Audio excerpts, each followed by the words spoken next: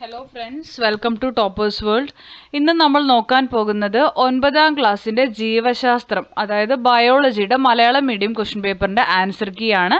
9ാം ക്ലാസ്സിലെ ജീവശാസ്ത്രം biology Malayalam medium Christmas exam ചോദ്യപേപ്പറിൻ്റെ ഉത്തരങ്ങളാണ് ഇപ്പോൾ നിങ്ങൾ എഴുതിയ ഹാഫ് ഇയർലി എക്സാം. ഓക്കെ, അപ്പോൾ നമുക്ക് ഉത്തരങ്ങൾ നോക്കാം.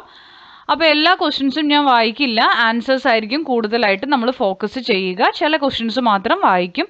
അപ്പോൾ ക്ലാസ് തുടങ്ങും മുമ്പ് നമ്മുടെ ചാനൽ ആദ്യമായി കാണുന്നവരുണ്ടെങ്കിൽ ഒന്ന് സബ്സ്ക്രൈബ് ചെയ്ത് സപ്പോർട്ട് ചെയ്യുക. അപ്പോൾ നോക്കാം. ജീവശാസ്ത്രം 1 മുതൽ 4 വരെയുള്ള ചോദ്യങ്ങൾക്ക് ഉത്തരം എഴുതുകയാണ് ആദ്യം. ഒന്നാമത്തെ ചോദ്യം, പ്രസ്താവനയും കാരണവും വിശകലനം ചെയ്ത് തന്നിരിക്കുന്ന ഓപ്ഷനുകളിൽ നിന്നും ശരിയായത് തിരഞ്ഞെടുത്ത് എഴുതുക എന്നാണ്. അപ്പോൾ ഇവിടെ ശരി എന്താ? പ്രസ്താവനയും ശരി, കാരണം തെറ്റാണ്. ഓപ്ഷൻ എ ആണ് ശരിയായത്. അപ്പോൾ ഒന്നിൻ്റെ ആൻസർ ഓപ്ഷൻ എ. രണ്ടാമത്തതിൻ്റെ ആൻസർ ഓപ്ഷൻ സി ആണ്, alcohol carbon dioxide. Alcohol carbon dioxide option C. മൂന്നാമത്തതിൻ്റെ ആൻസർ ഓപ്ഷൻ ബി ആണ്. ഇതിൽ മാർക്ക് ചെയ്ത് കാണിച്ചു തരാം. P2, അതായത് സലൈവറി അമൈലേസ് ആണ് പ്രോട്ടീനുകളെ ഭാഗികമായി ദഹിപ്പിക്കുന്നത്. ദെൻ Q ആണ്, Q4 ആണ്, പ്രോട്ടിയേസുകളാണ് അന്നജത്തിൻ്റെ ദഹനം ആരംഭിക്കുന്നു. അതേപോലെ R1 ആണ്, ട്രിപ്സിൻ കൊഴുപ്പിനെ ഫാറ്റി ആസിഡും ഗ്ലിസറോളും ആക്കുന്നു. അതേപോലെ തന്നെ ലിപ്പേസ് ആണ്, എസ് ഏതാ? മൂന്നാമത്തെ ആണ്, പ്രോട്ടീനുകളെ അമിനോ ആസിഡുകൾ ആക്കുന്നു. നെക്സ്റ്റ് നാലാമത്തെ ചോദ്യത്തിൻ്റെ ഉത്തരം 1 തെറ്റും 2ഉം 3ഉം ശരിയുമാണ്. ഓപ്ഷൻ സി, 4 സി ആണ് ഉത്തരം. ദെൻ ഇനി വരുന്നത് ഇപ്പം നമ്മൾ പറഞ്ഞത് തന്നെ ഒന്ന് ആൻസർ ആയിട്ട് ഇവിടെ എഴുതിയിട്ടുണ്ട്, നോക്കിക്കോളൂ. ഒന്നാമത്തതിൻ്റെ ആൻസർ എ, പ്രസ്താവന ശരി, കാരണം തെറ്റാണ് വരിക. രണ്ടാമത്തത് ആൽക്കഹോൾ കാർബൺ ഡൈ ഓക്സൈഡ് ആണ് ഉത്തരം. മൂന്നാമത്തത് ബി ആണ്, P4 Q3 R2 S1 കേട്ടോ. നാലാമത്തതിൻ്റെ സി ആണ്, 1 തെറ്റ് 2ഉം 3ഉം ശരി. നെക്സ്റ്റ് 5 മുതൽ 11 വരെ ചോദ്യങ്ങൾക്കുള്ള ഉത്തരം എഴുതുകയാണ്. അഞ്ചാമത്തെ ചോദ്യം, വെന്റിലേഷന്റെ ഒരു ഘട്ടം ചിത്രീകരിച്ചിരിക്കുന്നു. ചിത്രീകരണം വിശകലനം ചെയ്ത് താഴെ തന്നിരിക്കുന്ന ചോദ്യത്തിന് ഉത്തരം എഴുതുകയാണ്. ഈ എക്സും വൈയും അതെന്താണെന്ന് എഴുതണം നമ്മൾ. അതേപോലെ ആറാമത്തെ ചോദ്യം എന്ന് പറയുന്നത് എ ഉണ്ട്, അതിൽ തന്നെ എ ബി എന്ന് 2 ചോദ്യങ്ങൾ വരുന്നുണ്ട്, ഓർ ക്വസ്റ്റ്യനും ഉണ്ട് കേട്ടോ. അപ്പോൾ 6 എ, ഓസ്മോസിസ് എന്ന പ്രക്രിയയുടെ സവിശേഷത സൂചനയിൽ നൽകിയിരിക്കുന്നു. അതിൻ്റെ അടിസ്ഥാനത്തിൽ താഴെ തന്നിരിക്കുന്ന സാഹചര്യങ്ങൾ വിശദീകരിക്കുക. എ, ഉപ്പിലിടുമ്പോൾ മാങ്ങ ചുളുങ്ങുന്നു. ബി, ശുദ്ധജലത്തിലിട്ട് വിത്തുകൾ വീർക്കുന്നു. അല്ലെങ്കിൽ നമ്മൾ ചെയ്യേണ്ടതുണ്ട്. നമുക്ക് ആദ്യം 5ാമത്തെ ചോദ്യത്തിന് ഉത്തരം നോക്കാം. 5 എക്സ് വൈ എന്ന് കണ്ടല്ലോ ചിത്രത്തിൽ, അതിൽ എക്സ് ഇന്റർകോസ്റ്റൽ പേശികളാണ്, വൈ ഡയഫ്രം ആണ്. എന്നിവയുടെ സങ്കോചത്താൽ ഔരസാശ്യ വ്യാപ്തം കുറയുകയും വായുമർദ്ദം കുറഞ്ഞ് ശ്വാസകോശങ്ങളാണ്, ഇതാണ് കേട്ടോ, ശ്വാസകോശങ്ങൾക്കുള്ളിലേക്ക് വായു പ്രവേശിക്കുകയും ചെയ്യുന്നു. 6 എയുടെ എ ക്വസ്റ്റ്യൻ ആൻസർ, ഉപ്പിലിട്ട മാങ്ങയിലെ കോശങ്ങളിൽ നിന്നും ജലം ഉപ്പുലായനിയിലേക്ക് പ്രവേശിക്കുന്നു. ബിയുടെ ആൻസർ, ശുദ്ധജലത്തിലിട്ട് വിത്തുകളിലെ കോശങ്ങളിലേക്ക് ജലം പ്രവേശിക്കുന്നു. ഇനി നമുക്ക് 6 ബി ക്വസ്റ്റ്യൻ ആണ് ഇത് കേട്ടോ. 6ന്റെ ബി ആണ്, പദാർത്ഥ സംവഹനത്തെ അടിസ്ഥാനമാക്കി നൽകിയിരിക്കുന്ന പ്രസ്താവനകൾക്ക് കാരണം എഴുതണം. എ എന്താ? പൂക്കളുടെ ഗന്ധം ദൂരെ നിന്ന് തന്നെ തിരിച്ചറിയാൻ സാധിക്കുന്നു. ബി, ഗ്ലൂക്കോസ് തന്മാത്രകൾ കോശത്തിലേക്ക് പ്രവേശിക്കുന്നു. അപ്പോൾ 6 ബിയുടെ എ ബി ആൻസേഴ്സ് നോക്കണം. അതേപോലെ 7ാമത്തെ ചോദ്യം, പ്രാഥമികാരോഗ്യ കേന്ദ്രത്തിലെ ചുമരെഴുത്തിന്റെ ഒരു ഭാഗം നൽകിയിരിക്കുന്നു. ഇതിലൊരു നമുക്ക് പ്രസ്താവന തന്നിട്ടുണ്ട്. ഈ പ്രസ്താവനയോട് നിങ്ങൾ യോജിക്കുന്നുണ്ടോ, എന്തുകൊണ്ടെന്ന് എഴുതണം. ദെൻ 8, ചിത്രം നിരീക്ഷിച്ച് ചുവടെ നൽകിയിരിക്കുന്ന ചോദ്യങ്ങൾക്ക് ഉത്തരം എഴുതാനാണ്. എക്സ് വൈ എന്ന് പറഞ്ഞിട്ട് 2 ചിത്രങ്ങളുണ്ട്. അതിലെ ക്വസ്റ്റ്യൻ, ഈ ജീവികളുടെ ചട്ടക്കൂടുകൾ എങ്ങനെ വ്യത്യാസപ്പെട്ടിരിക്കുന്നു. ബി, വൈ എന്ന ജീവിയിൽ ചട്ടക്കൂട് നിർവഹിക്കുന്ന വിവിധ ധർമ്മങ്ങൾ എഴുതുക. അപ്പോൾ 6 ബിയുടെ ആൻസർ ആണ്. 6 ബിയുടെ ആൻസർ എ, ഡിഫ്യൂഷൻ വഴി. ബി എന്താ? ഫെസിലിറ്റേറ്റഡ് ഡിഫ്യൂഷൻ, വാഹക പ്രോട്ടീനുകളുടെ സഹായത്തോടെ എന്നാണ്. 7ാമത്തതിൻ്റെ ആൻസർ യോജിക്കുന്നു. മൂത്രപഥത്തിലൂടെ ബാക്ടീരിയയെ പുറന്തള്ളാതെ വന്നാൽ മൂത്രപഥത്തിൽ അണുബാധ ഉണ്ടാകും. 8ാമത് എ ബി 2 ചോദ്യങ്ങളാണ്. 8 എയുടെ എക്സ് മണ്ണിരയിൽ ജലം നിറഞ്ഞ ഹൈഡ്രോസ്കെലിട്ടൺ ആണ്. വൈ എന്താ? വൈയിൽ ഞണ്ടിൽ കാൽഷ്യം കാർബണേറ്റ് കൊണ്ടുള്ള ബാഹ്യാസ്ഥികൂടം, എക്സോസ്കെൽറ്റൻ. ഓക്കെ, അപ്പോൾ മണ്ണിരയിലുള്ളത് ഹൈഡ്രോസ്കെൽറ്റണും അതുപോലെ വൈ എക്സോസ്കെൽറ്റൻ ആണ് ഞണ്ടിലുള്ളത് കേട്ടോ. ബിയുടെ ആൻസർ സംരക്ഷണം, ആകൃതി, ചലനവും സഞ്ചാരവും. അപ്പോൾ 6, 7, 8 ആൻസറുകളാണ് നമ്മളിപ്പോൾ പറഞ്ഞത്. ഉത്തരങ്ങൾ കണ്ടില്ല എന്ന് ആരും കമൻറ്റ് ചെയ്യരുത്. എല്ലാത്തിൻ്റെ ഉത്തരങ്ങൾ പറഞ്ഞിട്ടാണ് പോകുന്നത്. ഇനി 9ാമത്തെ ചോദ്യം, ഇലകളിലെ മീസോഫിൽ കോശങ്ങളിൽ പകൽ സമയത്ത് ഒരേ സമയം പ്രകാശ സംശ്ലേഷണവും ശ്വസനവും നടക്കുന്നത് സസ്യങ്ങളിലെ വാതക വിനിമയ പ്രക്രിയയെ എങ്ങനെ സഹായിക്കുന്നു എന്നാണ്. അപ്പോൾ 10 തന്നെ എ ഉണ്ട്, ബി ഉണ്ട് നമുക്ക് ചെയ്യാൻ വേണ്ടിയിട്ട്. എ ഓർ ബി ഉണ്ട് കേട്ടോ. അപ്പോൾ ആദ്യം 9ാമത്തതിൻ്റെ ആൻസർ നോക്കിക്കോളൂ. 9, പകൽ പ്രകാശ സംശ്ലേഷണ നിരക്ക് കൂടിയതിനാൽ ഉണ്ടാകുന്ന ഓക്സിജനിൽ കുറച്ചു ഭാഗം ശ്വസനത്തിനായി വിനിയോഗിക്കുകയും അപ്പോൾ പുറന്തള്ളുന്ന കാർബൺ ഡൈ ഓക്സൈഡിനെ പ്രകാശ സംശ്ലേഷണത്തിന് ഉപയോഗിക്കുകയും ചെയ്യുന്നു. ഇത് 9ാമത്തെ ചോദ്യത്തിൻ്റെ ഉത്തരമാണ്. ഇനി 10ാമത്തെ ചോദ്യത്തിൽ എ ഉണ്ട്, അതിൽ തന്നെ ഒരു എ ബി ഉണ്ട് കേട്ടോ. ആ എ ക്വസ്റ്റ്യൻ എന്താ, പ്രകാശ സംശ്ലേഷണ പ്രക്രിയയിൽ ജലം വിഘടിക്കേണ്ടതിന് ആവശ്യകത എന്ത്. ബി എന്താ, ഹരിതകണത്തിന്റെ സ്ട്രോമയിൽ വെച്ച് നടക്കുന്ന പ്രവർത്തനത്തിന് ആവശ്യമായ വസ്തുക്കൾ എന്തെല്ലാം. ഇതല്ലെങ്കിൽ ചെയ്യേണ്ട ബി ഉണ്ട്. ബിയുടെ എ ക്വസ്റ്റ്യൻ ആണ്, പ്രകാശ സംശ്ലേഷണ ഫലമായി ഉണ്ടാകുന്ന ഉൽപ്പന്നം അതേ രൂപത്തിൽ സംഭരിക്കാൻ കഴിയില്ല, എന്തുകൊണ്ട്. ബി എന്താ, ഈ ഉൽപ്പന്നം ഏതൊക്കെ പോഷക ഘടകങ്ങളായാണ് സസ്യങ്ങളിൽ സംഭരിക്കപ്പെടുന്നത്. ഏതെങ്കിലും 2 എണ്ണം എഴുതുക. അപ്പോൾ 10 എയും ബിയും ഉണ്ട്, നമുക്ക് അത് നോക്കാം. 10ന്റെ എ ക്വസ്റ്റ്യൻ വരുന്നത് എ, ജലം വിഘടിച്ചുണ്ടാകുന്ന ഹൈഡ്രജനെയാണ് ഗ്ലൂക്കോസ് നിർമ്മാണത്തിന് ഉപയോഗപ്പെടുത്തുന്നത്.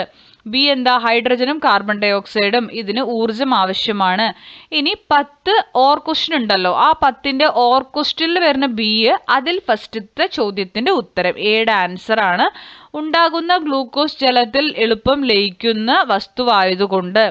ബിയുടെ ആൻസർ അന്നജം, സൂക്രോസ്, ഫ്രക്ടോസ്, പ്രോട്ടീൻ, കൊഴുപ്പ്, വിറ്റമിനുകൾ, ധാതുക്കൾ. ഇതിൽ ഏതെങ്കിലും 2 എണ്ണം നിങ്ങൾക്ക് എഴുതിയാൽ മതി കേട്ടോ. ഇനി നെക്സ്റ്റ് നമുക്ക് 11ാമത്തെ ചോദ്യം. 11ാമത്തെ ചോദ്യത്തിലും എയും ബിയും ഉണ്ട്. അതിൽ എ ചോദ്യം നോക്കാം. കാൽഷ്യത്തിന്റെ ലഭ്യത ഉറപ്പുവരുത്തുന്നതിന് ഉൾപ്പെടുത്തേണ്ട ഭക്ഷണ പദാർത്ഥങ്ങൾ ഏതെല്ലാം. ബിയുടെ ക്വസ്റ്റ്യൻ ആണ്, കുട്ടികൾ സൂര്യപ്രകാശം ഏൽക്കുന്ന തരത്തിലുള്ള കളികളിൽ ഏർപ്പെടേണ്ടതിന്റെ ആവശ്യകത എന്ത്. അപ്പോൾ 11 എ നോക്കാം. 11ന്റെ എ ഉത്തരം പാലുൽപ്പന്നങ്ങൾ, മത്സ്യം, ഇലക്കറികൾ, മുട്ട, ഇറച്ചി. 11 ബി ഉത്തരം കാൽഷ്യം ആഗിരണം ചെയ്യാൻ സഹായകമായ വൈറ്റമിൻ ഡി ലഭിക്കുന്നതിന് വെയിൽ സഹായിക്കും. ഇനി നമുക്ക് 12 മുതൽ 17 വരെയുള്ള ചോദ്യമാണ്. 12ാമത്തെ ചോദ്യം നമുക്ക് തന്നിരിക്കുന്നത് ഒരു വ്യക്തിയുടെ രക്തസമ്മർദ്ദ പരിശോധന ഫലമാണ്. ഈ വ്യക്തിയുടെ രക്തസമ്മർദ്ദം വിലയിരുത്തി ചോദ്യങ്ങൾക്ക് ഉത്തരം എഴുതണം. അപ്പോൾ 12 എ ചോദ്യം, സ്ക്രീനിൽ കാണിച്ചിരിക്കുന്ന ഓരോ സംഖ്യയും ഏതെല്ലാം രക്തസമ്മർദ്ദത്തെ സൂചിപ്പിക്കുന്നു. ബി, ഈ വ്യക്തിയുടെ രക്തസമ്മർദ്ദം സാധാരണ രക്തസമ്മർദ്ദത്തിൽ നിന്നും എങ്ങനെ വ്യത്യാസപ്പെട്ടിരിക്കുന്നു. ഈ അവസ്ഥയ്ക്ക് പറയുന്ന പേരെന്ത്. അപ്പോൾ 12 എയും ബിയും ഉണ്ട്. 12 എയുടെ ആൻസർ സിസ്റ്റോളിക് മർദ്ദവും ഡയസ്റ്റോളിക് മർദ്ദവുമാണ്. 12 ബി 120/80 mmHg ആണ് എന്ന നിരക്കിനേക്കാൾ കൂടുതലാണ്. അപ്പോൾ ഉയർന്ന രക്തസമ്മർദ്ദമാണ് അയാൾക്കുള്ളത്, ഹൈപ്പർ ടെൻഷൻ ആണുള്ളത്. ഇനി 13 എ, ഇവിടെ അസ്ഥിയുടെ ഘടന ചിത്രീകരിച്ചിരിക്കുന്നത് നോക്കിയിട്ട് ചോദ്യങ്ങൾക്ക് ഉത്തരം എഴുതണം. ആദ്യത്തെ ചോദ്യം, എക്സ് എന്ന ഭാഗം തിരിച്ചറിഞ്ഞ് അതിന്റെ പ്രത്യേകത എഴുതണം. ബി എന്താ, അസ്ഥികൾക്ക് കാഠിന്യവും ബലവും നൽകുന്ന ഘടകങ്ങൾ ഏതെല്ലാം. സി, ഓസ്റ്റിയോബ്ലാസ്റ്റ് കോശങ്ങളുടെ ഏതെങ്കിലും 2 ധർമ്മങ്ങൾ എഴുതുക. അപ്പോൾ 13 ABC ആണ്. 13 എയുടെ ആൻസർ എക്സ് എന്ന ഭാഗം പെരിയോസ്റ്റിയം ആണ്. ഇത് അസ്ഥിയെ ആവരണം ചെയ്ത് സംരക്ഷിക്കുന്നു. ബിയുടെ answer calcium, phosphate, collagen, protein, ലവണങ്ങൾ.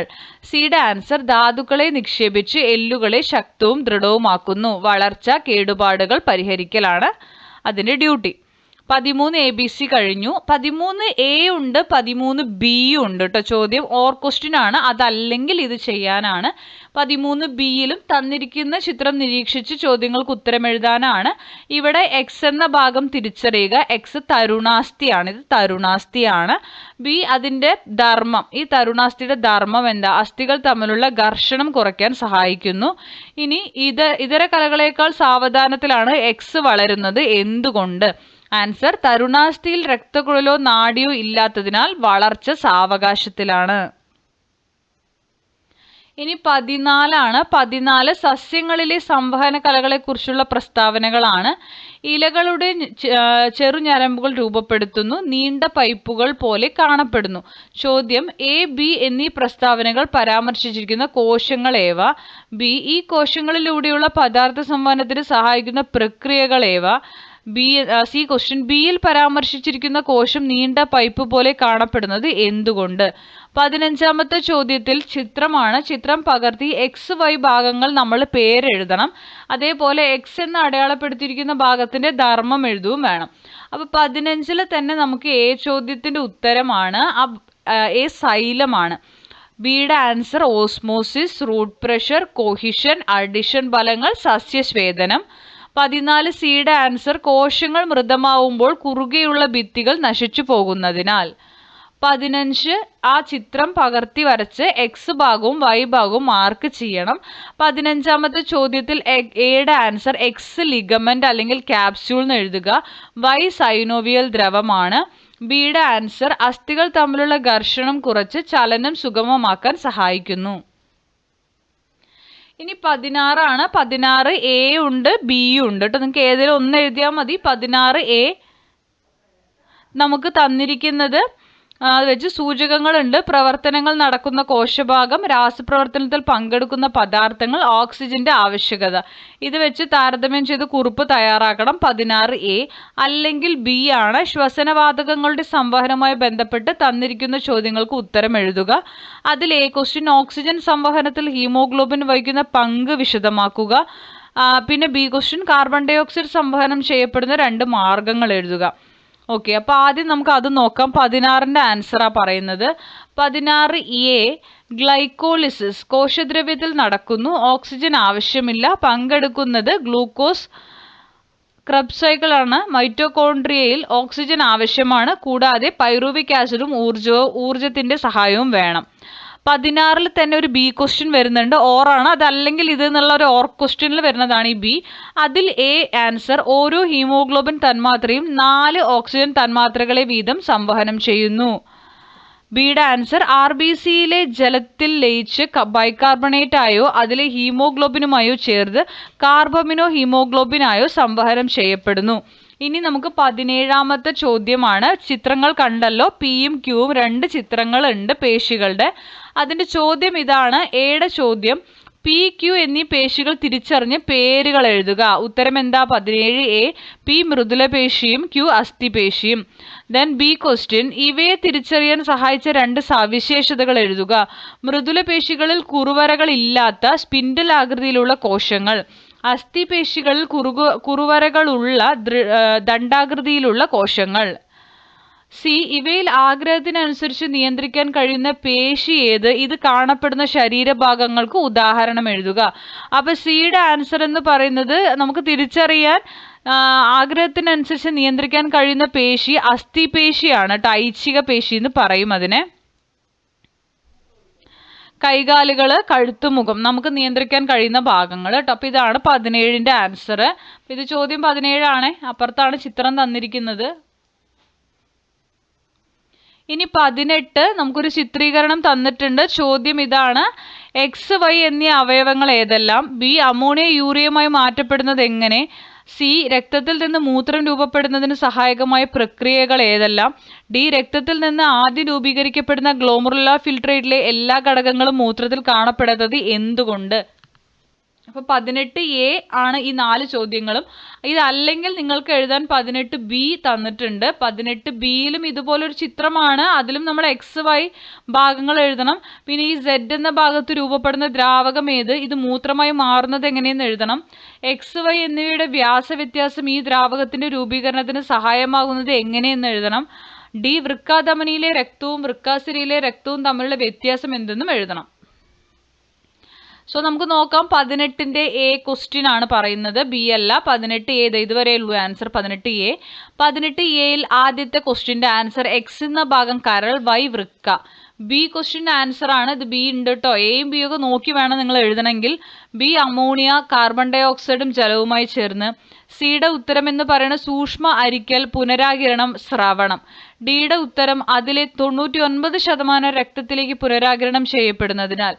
പിന്നെ 18ന്റെ ബി നിങ്ങൾക്ക് ഒരു ഓർ ക്വസ്റ്റ്യൻ ഉണ്ട്, ഇതല്ലെങ്കിൽ ഇതെന്ന് പറഞ്ഞിട്ട് അല്ലേ. അപ്പോൾ ആ 18ലെ ബിയുടെ ആദ്യ ഉത്തരം X afferent vessel, Y efferent vessel കേട്ടോ. ബി ഗ്ലോമുറുലാർ ഫിൽട്രേറ്റ്, ഇതിൽ നിന്നും ശരീരത്തിന് ആവശ്യമായവ പുനരാഗിരണം ചെയ്തും ചിലത് സ്രവിക്കപ്പെട്ടും മൂത്രമായും മാറുന്നു. സി എന്താ? സി എക്സ് എന്ന ഭാഗം അഫറൻ വെസലും വൈ എഫറൻ വെസലും വ്യാസവ്യത്യാസം മൂലം സൂക്ഷ്മ അരിക്കൽ പ്രക്രിയയ്ക്ക് ആവശ്യമായ മർദ്ദം നിലനിർത്തപ്പെടുന്നു. ഡി എന്താ? വൃക്കാധമനിയിൽ വിസർജ്യ വസ്തുക്കൾ കൂടുതലുള്ള രക്തം, വൃക്കാസിരിയിൽ അവ കുറവുള്ള രക്തം. അപ്പോൾ 18 ചോദ്യങ്ങളുടെ ഉത്തരങ്ങളും നമ്മൾ പറഞ്ഞിട്ടുണ്ട്. എല്ലാ ക്വസ്റ്റ്യൻ ആൻസേഴ്സും ഇതിലുണ്ട്. ചിലപ്പോൾ അടുപ്പിച്ചടുപ്പിച്ച് എഴുതിയത് കൊണ്ട് പെട്ടെന്ന് നിങ്ങൾക്ക് ആൻസർ ഫോക്കസ് ആവണമെന്നില്ല. നിങ്ങൾ ഒന്ന് പൗസ് ചെയ്ത് നോക്കിയിട്ട് ആൻസറുകൾ എടുത്ത് എഴുതാൻ ശ്രമിക്കുക. അപ്പോൾ എല്ലാ സബ്ജക്ട്സിൻ്റെയും ആൻസേഴ്സ് നമ്മുടെ ചാനലിൽ അവൈലബിൾ ആയിരിക്കും. അപ്പോൾ ക്ലാസ്സിൽ ഇഷ്ടപ്പെടുന്നുണ്ടെങ്കിൽ ലൈക്ക് ചെയ്യുക, ഷെയർ ചെയ്യുക, സബ്സ്ക്രൈബ് ചെയ്യുക, തുടർന്നും വാച്ച് ചെയ്യുക. Thank you for watching.